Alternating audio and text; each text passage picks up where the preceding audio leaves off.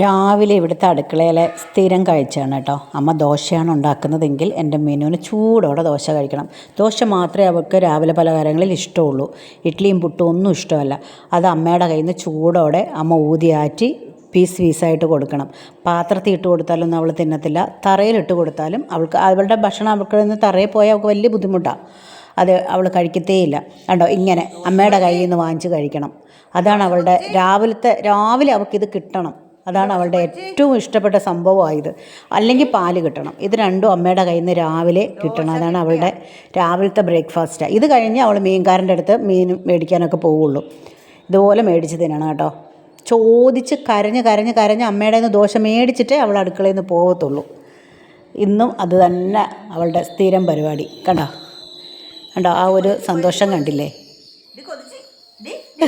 അയ്യോ, അത് താഴെ പോയി കേട്ടോ. ഇനി അവൾ എടുക്കത്തില്ല. പോട്ടെ മോളെ, പോട്ടെ നമുക്ക് വേറെ എടുക്കാം കേട്ടാ.